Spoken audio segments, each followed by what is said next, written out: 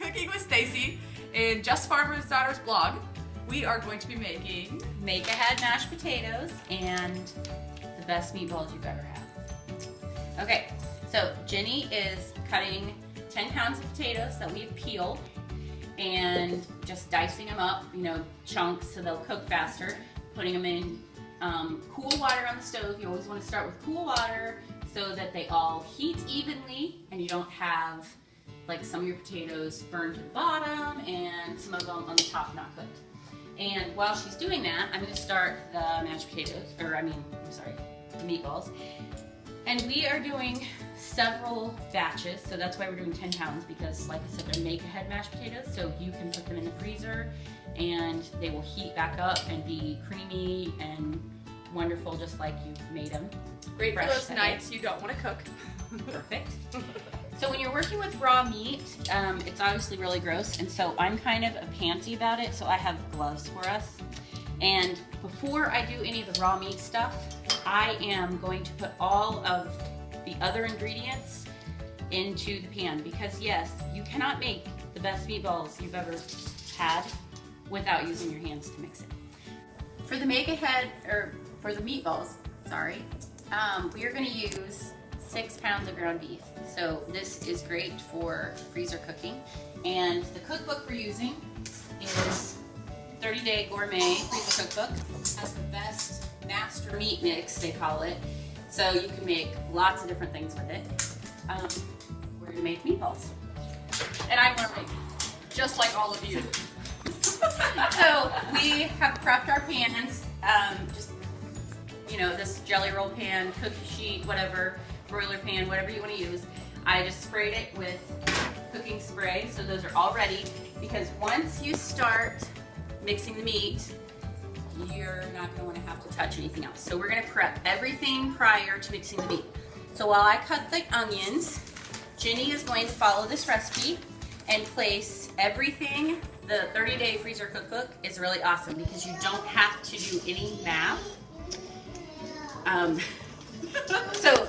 We just follow the little chart here that says we are using 6 pounds of ground beef, and she follows this line down for what ingredients she's going to put in. You want to start with the dry oats. She's going to use a dry measuring cup. Dry measuring cup. Did not know that a few weeks ago. Not a liquid. There is a difference.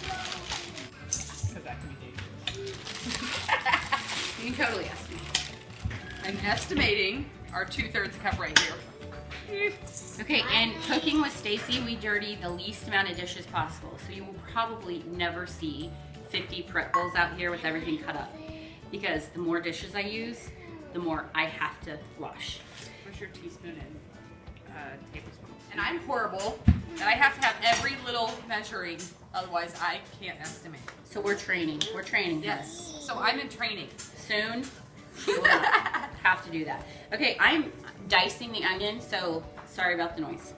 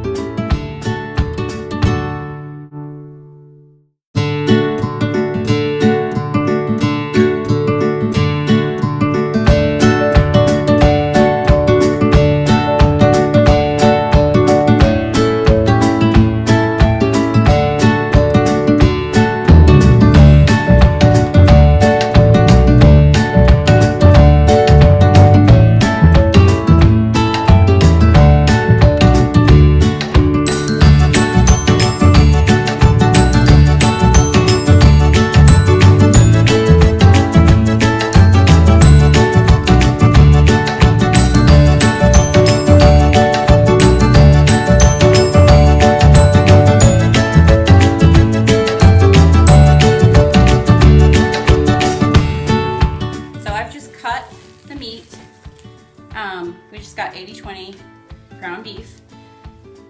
Okay, I am not like gonna offend anybody, I hope. I'm just trying to cover all my bases here. But you by no means have to wear gloves. Lots of people will mix this, will mix meatloaf without wearing gloves, and that's totally fine. I do not like to dig it out from under my fingernails or whatever, or it never fails that I will end up being halfway through mixing this up and a child will tell me they need help going to the bathroom or something, and I can't wash my hands fast enough. And I can't touch anything because they've been raw meat. So, I mean, it's just gross. This is kind of fun. I can't touch it with this. I mean, these are like 50 cents for 3 pair, I think. Not a huge expense. And when you're mixing up 6 pounds at a time, you're not gonna have to make meatballs for a while. So we'll take turns, but you're just gonna, Kylie, if you could zoom in down here. You just wanna get all the way down to the bottom because that's where all your spices are and your oats. And you're gonna wanna mix all this up. Make sure the eggs are all mixed, which you know the eggs and meatloaf and meatballs are for the binder. They hold it all together. So you wanna make sure you get those in every piece because you don't really want like a scrambled egg and a bite of meatball. That'd be gross. So we're gonna do this, get it all going. So how do you know when it's mixed enough? It will look totally different. Okay. It will not look like we just put ground beef in there. It will, we'll show an end result and that way everybody can see because it's just totally different and it'll hold together easier. You're doing great. Way to go! Woohoo! Okay, make sure you get everything off the bottom. I'm a here. cheerleader, like I said. I don't know what I'm doing. I'm just here learning. Okay, everything off the bottom. Okay. Mix it all up good. That feels weird. Yes. It's kind of gross, I'm not gonna lie.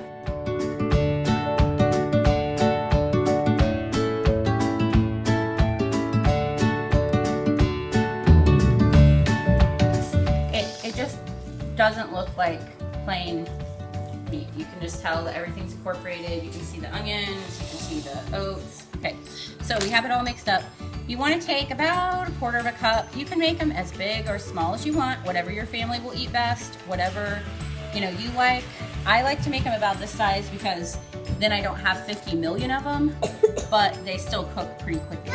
So it's kind of the best of both worlds. So you just want to. This is why we wear the gloves. Yes. Time out. Okay. And you can place them very close on the pan. You do not want them to touch the edges of your pan or the edges of each other. The reason for that is you want airflow to get all the way around the meatball on all sides so that you can get the meat done, because you do not want to eat raw hamburger, obviously. It needs to be cooked, I believe, to 180, 160. I should look that up. Meat thermometer should tell you. And if you're putting them in the freezer, you want to cook them about 10 minutes less than the full cooking time, so that when they will look completely done, but if you were to cut into them, the middle would be done. But that way, when you get them out of the freezer and you put your sauce on them or whatever, they won't be dry at the end. So we're going to continue to make the 6 pounds of meat into meatballs, and we'll be back. We have checked the potatoes, and they are tender. I'm just kind of poking with the knife. They are totally tender. In both pots, which, like I said, we did 10 pounds of potatoes. We divided them up so that they would cook quicker. So while the meatballs got all made up, and we've got some meatballs in the oven. Let me turn the light on here, Kylie. Meatballs. We're cooking them at 400 degrees, and we're gonna let them cook in the middle, and then we're going to turn at the last little bit, the ones that we're going to have for supper tonight. We're going to broil them for just a minute so that they get kind of that, crisp to the outside. You don't want them to be dry, you just want them to have a little bit of a crust. Using the KitchenAid to mash potatoes because who wants to mash 10 pounds of potatoes with this baby? Not me. So we are going to strain them. I've got a strainer in the sink. And I'm just going to strain the potato juice out, the water they boiled in, aka potato juice. And I've got the burners turned off, so we're gonna get them all in here, and they are like super hot. Obviously, they've been boiling, and we will put a batch of them in here. We're gonna have to mix this in a couple different batches because the KitchenAid is not going to be able to handle all of it together. So you want to figure out how to get all these potatoes in here mixed with the ingredients, you know, all together. So we will have to stir a little by hand by the end of it, but it won't be bad. So Jenny, I'm gonna let you scoop some of the potatoes in here, and I'm going to, you can make it fairly full, and I'm going to get the stuff for our recipe. Let's start with eggs. We're gonna put 2 eggs in, okay? And just so everyone knows, when you put, I know that this KitchenAid bowl was not anywhere near the stove, but when you put half of those mashed potatoes in here, it gets hot instantly. So this is hot enough that you need a pot holder. Just FYI, because it will burn your hand. Okay? So we're gonna put the eggs in. And we need, if you wanna do the butter, we need 16 ounces of... Excuse the sounds in the background. Like we said, we do have 5 children in here. Yes. Okay, we just add butter. 1 cup plus 2 tablespoons. All right, it says melted butter. So I'm gonna ask you, this is soft, but it's not completely melted. Soft will be fine. Because that's gonna melt it right away, right? Yes. Okay. So this whole thing is half a cup. Great. So I need. What if it's not softened? You need to stick it in the microwave for just a minute. Okay. I'm going to use the whisk attachment because you can use whichever attachment you want, but I like a creamy mashed potato, and so I would like to whisk it so there are as minimal as we can get lumps. Okay, wait. This batch has all my potato or all my ingredients in my butter. Right. But what am I to do with this batch? We are going to dump this in a bowl and mix up this, and then we're going to mix them back together. Okay. So it doesn't matter which one. All right. Okay. You can cut it directly in half if you want to, but we didn't cut our potatoes directly in half. I mean, like the amount of potatoes directly in half. So as long as it all gets incorporated in the end, it really doesn't matter. To make these over here that are still in the sink easier than that's 2 inches. I read it. To make the ones that are in the sink or in the strainer are easier to incorporate, we're gonna leave the cream cheese for them.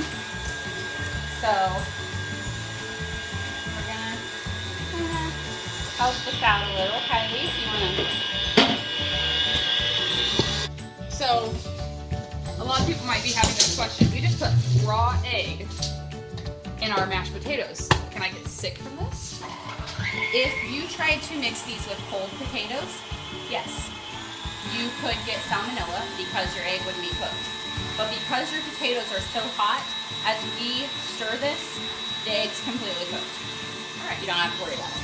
Okay, so you know my not dirtying dishes as I talk over the KitchenAid. I'm gonna reuse one of the pans that we boiled potatoes in because I'm already gonna have to wash it.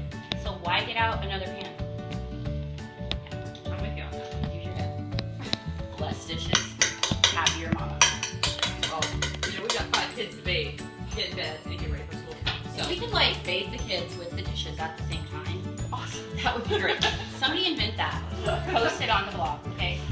Post it as a comment. Okay.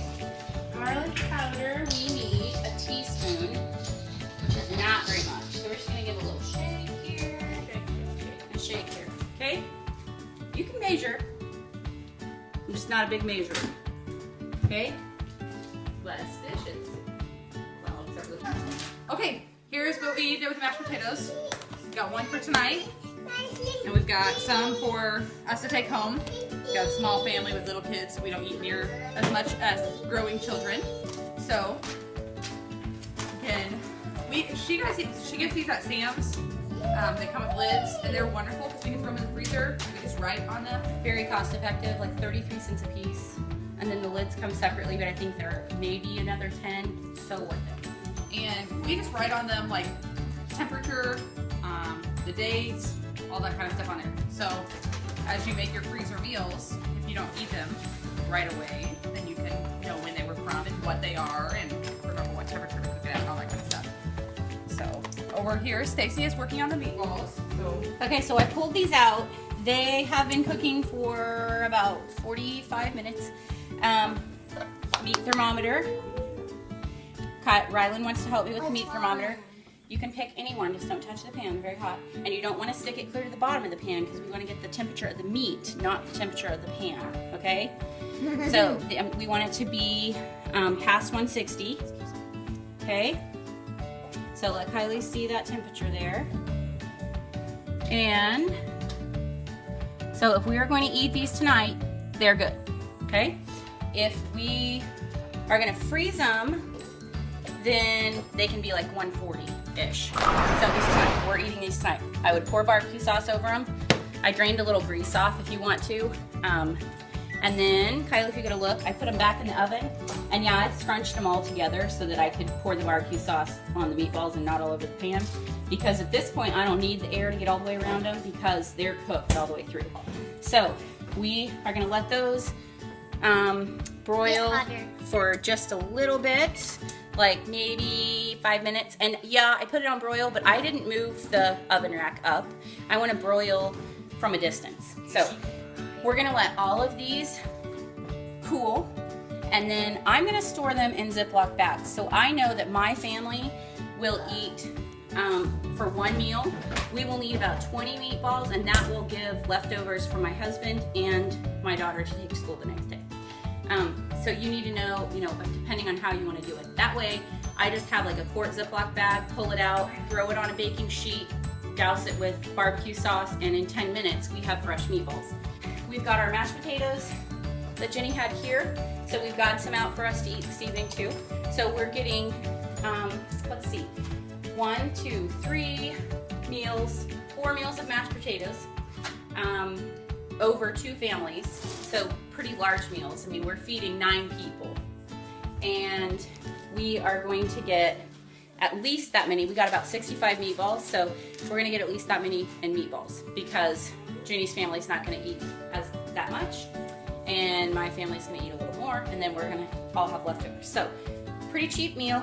As long as you get your meat for cheaper, buy in bulk. It's way cheaper to buy a 10-pound chub than it is to buy a 1-pound chub. I threw some green beans in the microwave, and that is the end of the first episode of Cooking with Stacie. See you next time.